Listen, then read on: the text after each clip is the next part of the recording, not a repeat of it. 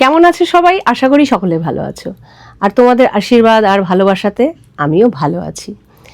আর আজকে সকালবেলায় বলেছিলাম যে আমার অসুস্থতার কারণ এবং আমি হাসপাতালে কেন ভর্তি হয়েছিলাম সবটাই আজকে তোমাদেরকে বলবো বা জানাবো।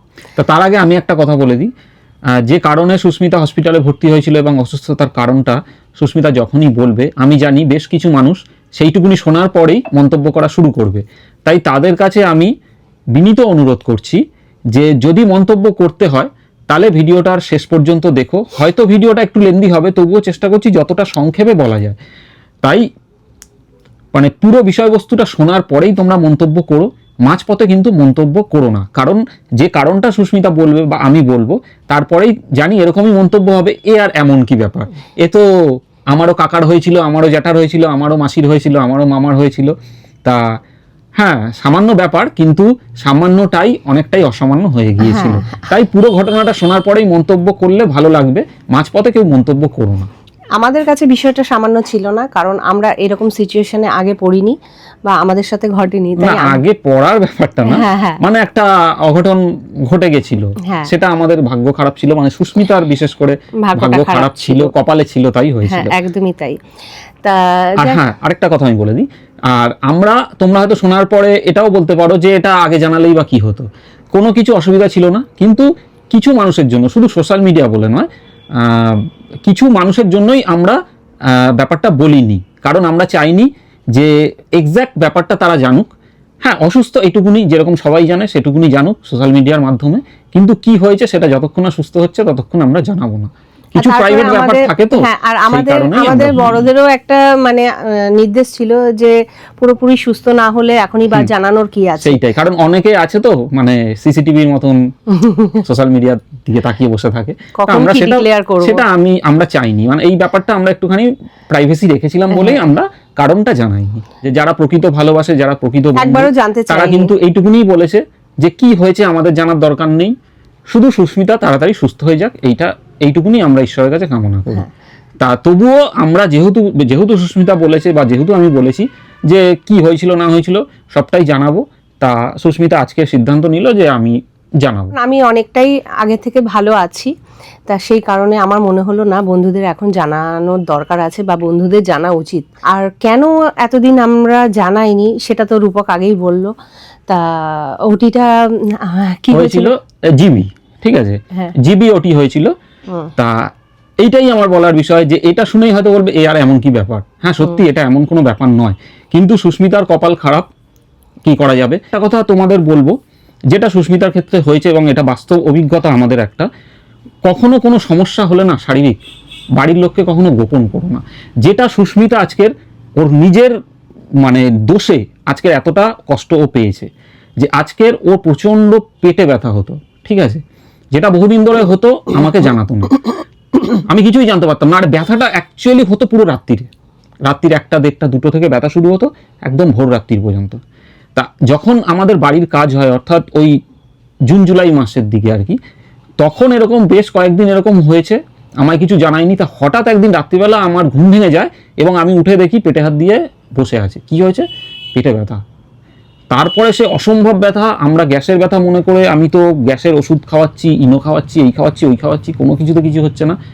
এরকম হওয়ার পরে আমাকে বাধ্য হয়ে মানে কাছাকাছি যে স্বাস্থ্যকেন্দ্র থাকে আর কি, তা সেখানে আমাকে নিয়ে যেতে হয়েছে এবং সেখানে ব্যথার ইঞ্জেকশন দিয়ে ভোরবেলা বাড়িতে নিয়ে আসতে হয়েছে। তারপরে তোমরা পুজোর মধ্যে হয়তো কোনো ভিডিওতে দেখেছিলে যে আমরা একটা সেলফ টেস্ট করিয়েছিলাম, ইউএসজি করে ডাক্তারের কাছে গেছিলাম। তা তখনই জিবিটা ধরা পড়ে আর কি, স্টোনটা। তা তখনই ডাক্তার বলেছিল এটা কিন্তু ইমিডিয়েট অপারেশন করতে হবে।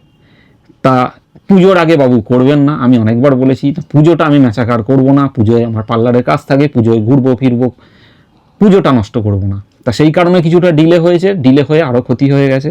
তারপরে আমরা যথারীতি সিদ্ধান্ত নিই এবং সেই মতন কলকাতারই একটা নামি দামি নার্সিংহোম বলা যেতে পারে, হসপিটালও বলা যেতে পারে, হসপিটালই কিন্তু সমস্ত পরিষেবাটাই নার্সিংহোমের মতন, সেটা আমি নামটার উল্লেখ করছি না, সেখানে হয় ভালোভাবেই অপারেশনটা হয়।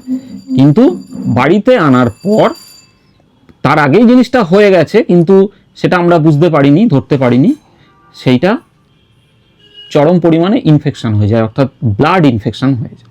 ইনফেকশন হয়ে যাওয়ার কারণে জায়গাটায় পাস জমে যায় অনেক, এবং সেই ইনফেকশনটা এতটাই হাই লেভেলে চলে যায় যেখানে কোনো শারীরিক কোনো অর্গান ফেল হয়ে যাওয়ার সম্ভাবনা থাকে, মানে খুব একটা টাফ পজিশনে চলে গেছিলো। তা আমি আর এতটাই তখন ব্যথা যন্ত্রণা ছিল, আমি আর ওখানে যে ডাক্তারের ডেট ছিল চেক আপের জন্য সেটা অনেক লং টাইম হয়ে যাচ্ছিল, আমি আর অতদিন ধৈর্য ধরিনি। আমি আমাদের এখানেই একজন ডাক্তারকে দেখাই এবং উনি দেখে একটা ব্লাড টেস্ট দেয় এবং তাতে ধরা পড়ে ব্লাডে ইনফেকশন। তার মাঝখানে আমাদের মানে কেন আমাদের ডাউট হয়েছিল সেটা বলো। হ্যাঁ, মানে আমার জ্বর আসে, দুদিন জ্বর আসছিল, জায়গাটা মানে অনেকটা জায়গা জুড়ে হার্ড হয়ে গেছিল, শক্ত হয়ে গেছিল, যেটা সবাই বলছে এতে তো এরকম হওয়ার কথা না, নিশ্চয়ই কিন্তু কোনো প্রবলেম হয়েছে। তা এইরকম সিমটমগুলো আমরা পাচ্ছিলাম এবং প্রচণ্ড পেন হচ্ছিল, এবং এই পেনটা সাধারণত হওয়ার কথা নয়। তারপরে জ্বর আসছে, প্রত্যেক দিন রাত্রিরে 100, 2, 3 করে জ্বর আসছে। তাই এইরকম হওয়ার পরে আমরা নিয়ে যাই, এবং যে ড্রেসিং করতে এসেছিল সেও দেখে বলল যে আমরা তো অনেক ড্রেসিং করি, কিন্তু এই জায়গাটা ভেতরটা এমন একটা শক্ত টাইপের হয়ে গেছে, এটা তো ঠিক লক্ষণ না, এরকম তো হয় না। তা সেই কারণে আমরা নিয়ে যাই ডাক্তারখানা, এবং ডাক্তার সেটা ভালোভাবে চেক আপ করে বলে যে কিছু তো একটা প্রবলেম হয়েছে।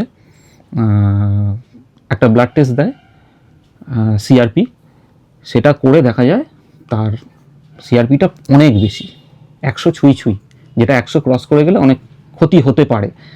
তা সেই জায়গায় ব্লাড টেস্ট করলাম এবং সেই রিপোর্ট দেখে ডাক্তার সঙ্গে সঙ্গে অ্যান্টিবায়োটিক দিল। দেওয়ার পর তার মাঝখানে আমাকে 3 বার ব্লাড টেস্ট করাতে হয়েছে এবং সিআরপিটা নামছে কিনা সেটা দেখার জন্য। এবং যখন ডাক্তার দেখলো যে এটা অনেকটাই সিআরপি বেড়ে গেছে, তারপর ডাক্তার ভালোভাবে চেক আপ করে দেখলো যে প্রচুর পরিমাণে পাস জমে গেছে এবং ব্লাড জমে গেছে। খুবই খারাপ একটা সিচুয়েশন হয়ে গেছিল, আমরা খুবই টেনশনে ছিলাম। এবং ভগবান তুল্য, ঈশ্বর তুল্য একজন ডক্টর পেয়েছিলাম, তিনি নিজে ড্রেসিং করেছে এবং সেই পাস, সেই স্টিচ কেটে এই অবস্থায়, মানে যেখানে কোনো ইঞ্জেকশন দেয়নি, শুধু ওকে বলেছে তুমি একটু মনের জোর রাখো, একটু কষ্ট সহ্য করো। তা সুস্মিতা মানে দাঁতে দাঁত লাগিয়ে সেই স্টিচ কেটেছে এবং সেইখানে প্রেস করে করে কি বলবো, প্রায় ধরো কফি মগের 2 কফি মগ সেখান থেকে পাস বেরোয় এবং ব্লাড বেরোয়। তা তারপরে বাড়িতেই ড্রেসিং করে করে করে করে জায়গাটা এখন কিছুটা সুস্থতায় এসছে। তা এই ছোট্টর উপর বললাম, তা এই হচ্ছে পরিস্থিতি। তা আমি কখনো কিন্তু মানে বাড়ির লোককেও বুঝতে দিইনি যে আমার ভেতরে এতটা কষ্ট। এইটাই আমি সেই জন্যই বললাম যে বুঝতে দিইনি, খুব মানে মহান কাজ করে ফেলেছে, বুঝতে দেয়নি।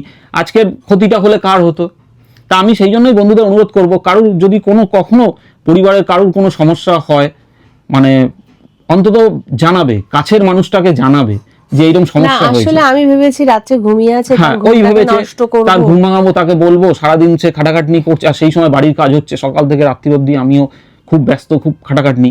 তা বলছে সারাদিন পরে সে যখন ঘুমোচ্ছে রাত্রিরে তার ঘুমটা ভাঙাবো, মুখটা দেখলে খুব মায়া হতো। এই করে করে করে করে জিনিসটাকে মানে আরো ক্রিটিক্যাল করে তুলেছিল।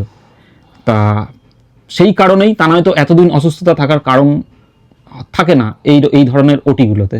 তা এই কারণের জন্য প্রচণ্ড কষ্ট পেয়েছে। আর সেই সঙ্গে আমাদের পরিষেবাতে যতটা পেরেছি তাড়াতাড়ি সুস্থ করে তোলার চেষ্টা করেছি। তা এই হচ্ছে মূল বিষয়বস্তু। এখনো মানে রূপকের বক্তব্য, এখনো তোমাকে রেস্টে থাকতে হবে। এখনো বলেছে ডক্টর, বলেছে, সেই সঙ্গে বলেছে এখন কোনো ভারী কাজকর্ম করবে না। তা সেই কারণেই কাজকর্ম করছে না, বলেছে যতটা সম্ভব যেহেতু মা আছে, মা না থাকলে হয়তো আমাকে রান্নাবান্নার দিকেও যেতে হতো। তা আমি বলেছি যে তুমি যখন এতটাই তোমার কারণেই হয়েছে, এবার তোমার কারণেই তোমাকে সুস্থ হতে হবে, তোমাকে এখন কোনো রকম প্রেশার দিয়ে কোনো কাজ তোমাকে করতে দেব না, কারণ অনেকটাই ঝুঁকি সামলে এসছি। এই সিচুয়েশনে আমি আর দ্বিতীয়বার পড়তে চাই না। এক চরম অভিজ্ঞতা আমার জীবনে হলো, কারণ যেরকম শুনেছিলাম সত্যি তাই, যে এ আর এমন কি ব্যাপার, একই বক্তব্য, আমিও সেই বললাম একই বক্তব্য।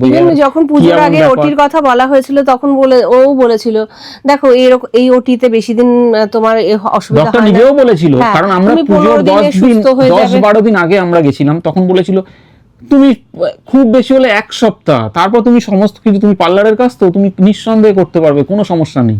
তারপরেও না, ও ডাক্তার বলে আমি পারবো না, তা না, ঠিক আছে পুজোর পরে করাবো। কিন্তু সেটাতে তো কিছুটা ক্ষতি হয়েছে, কিছুটা সেটা গাড়িয়ে গেছিল, সেই সঙ্গে ইনফেকশনটা সেটা কপাল, সেটা হয়ে গেছে। ঈশ্বরের কাছে প্রার্থনা করব যাতে এরকম কারণ না হয়, কারণ সেই বিভৎস পরিস্থিতিটা ডক্টর নিজে আমাকে দেখিয়েছে, আমাকে ডেকে এনে বলছে যে আপনি আসুন, দেখুন কি পরিস্থিতি, কি পরিমাণে পাস বেরোচ্ছে। তা আমি নিজের চোখে দেখেছি। মানে এগুলো দেখো, এগুলোকে বুঝিয়ে প্রকাশ করা যায় না, তবুও যতটা পারলাম তোমাদের কাছে ক্লিয়ার করলাম। তা এই হচ্ছে ব্যাপার। এখনো সুস্মিতাকে একটু রেস্টে থাকতে হবে। তা তুমি যদি কিছু বলার থাকে তুমি বলো। যাই হোক, সকলের ভালোবাসা, সকলের আশীর্বাদ, গুরুজনদের আশীর্বাদ, সকলের আশীর্বাদে আজকে হয়তো আমি সুস্থ হয়েছি। এখনো হয়তো মানে শরীরের দিক থেকে কিছুটা আমি দুর্বল রয়েছি, কারণ যেহেতু ওই ইনফেকশনটার কারণেই। তবে অ্যান্টিবায়োটিকটা এখনো চলছে। হ্যাঁ, কালকে হয়তো শেষ হয়ে যাবে। তা মানে কি বলবো, আমরা সত্যি বুঝতে পারিনি যে এরকম সিচুয়েশনের মধ্যে পড়বো, কিন্তু ওই যে ভাগ্য খারাপ, কপাল খারাপ, তাই এরকম একটা সিচুয়েশনে পড়েছি। তা সবাই মানে কি বলবো, মানে এমন কিছু কমেন্ট পেয়েছি বা এমন কিছু মানে মন্তব্য নিতে হয়েছে যেগুলো সত্যি খুব খারাপ লাগছিল।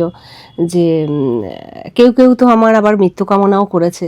তা সেই কারণে ওই তাদের জন্যই এই বিষয়টা আমি জানাতে চাইনি। যেরকম মন্তব্য সুস্মিতা বললো, সত্যি এরকম মন্তব্য করেছে, যে যাই হোক আমি আর সেগুলো মুখে আনছি, বললো না কেন। তা এইরকম কিন্তু আমাদের চারিপাশেও কিন্তু প্রত্যেকের জীবনে কিছু মানুষ থাকে যারা এই কামনাটা করে।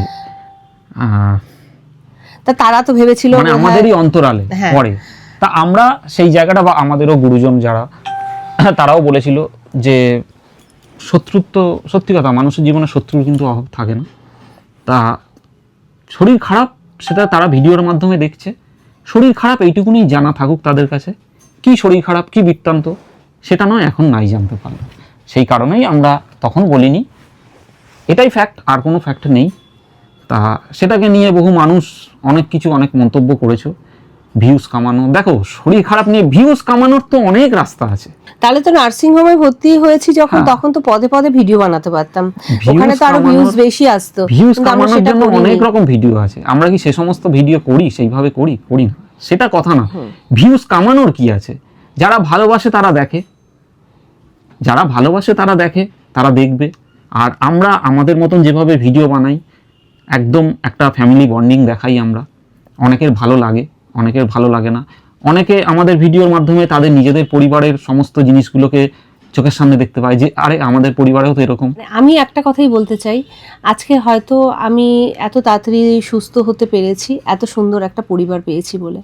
মানে রূপক, তারপরে ছেলে, মা তো রয়েছেই, ভাই, মাসির ছেলে, সবাইকে পাশে পেয়েছি। রূপক তো খুবই টেনশনে ছিল, ওর চোখ মুখ দেখে বুঝতে পারবে, মানে এখনও ও কিন্তু পুরোপুরি যে টেনশন ফ্রি হয়েছে এরকমটা নয়, এখনও আমাকে নিয়ে প্রচুর টেনশন করে।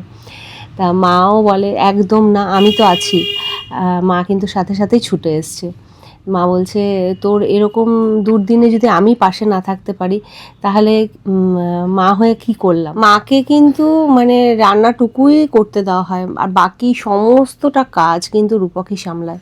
মাকে কিন্তু এক্সট্রা করে কোনো কাজ করতে দেওয়া হয় না, শুধু মার ইচ্ছাতে। মা রান্না করতে যেহেতু ভালোবাসে, বলে বাড়িতেও থাকলেও সেই করতাম, আর এখানে এসে আমি মানে তোদের জন্য, দুটো মানুষের জন্য এক্সট্রা রান্না করব, অসুবিধা কি আছে, তাই এটা তো আমি করতেই পারি। এমন তো নয় যে মাকে দিয়ে সমস্তটা করাচ্ছি, ঘর মোছাচ্ছি, বাসন মাজাচ্ছি। যাকে সেই সব বাদ দাও, এগুলো আর বলে লাভ নেই। তা যাই হোক বন্ধুরা, অনেকটাই দেখতে কথা বলতে ভিডিওটা লং হয়ে গেল। তা এইটুকুনি জানানোর ছিল, আশা করি তোমরা বুঝতে পারলে। দ্বিতীয় দিন যারা ভিডিওটা দেখলে তারা দ্বিতীয় দিন এই কমেন্টটা করো না যে কি হয়েছে। আমার যারা শুভাকাঙ্ক্ষী, আমার যারা ভালো বন্ধু আছে, তারা কোনো দিন জানতে চায়নি, আর কোনোদিন হয়তো জানতে চাইতোও না। আমি যারা জানতে চাইতো তাদের উদ্দেশ্যেই বললাম। তা যারা জানতে চাইতো তাদের মানে কি বলবো, তাদের কিউরিসিটি থেকে জানতে চাইতো, এবং এই সমস্ত ইনফরমেশনগুলো জায়গা মতন পৌঁছাতে হবে বলেই তারা জানতে চাইতো। তা সেই কারণেই আমরা এতদিন জানাইনি, যে জায়গা মতন গিয়ে যাতে ইনফরমেশনটা না পৌঁছায়। তা যাই হোক, আপাতত এখন আমি সুস্থ আছি। ভিডিওটা অনেকটাই লেন্দি হয়ে গেছে, তোমাদের আশীর্বাদ আর ভালোবাসাতে সুস্থ হয়েছি, হয়তো পুরোপুরি ভালোভাবে সুস্থ হয়ে যাব। তা এইভাবেই পাশে থেকো, সাথে থেকো। ভিডিওটা এখানেই এন্ড করছি।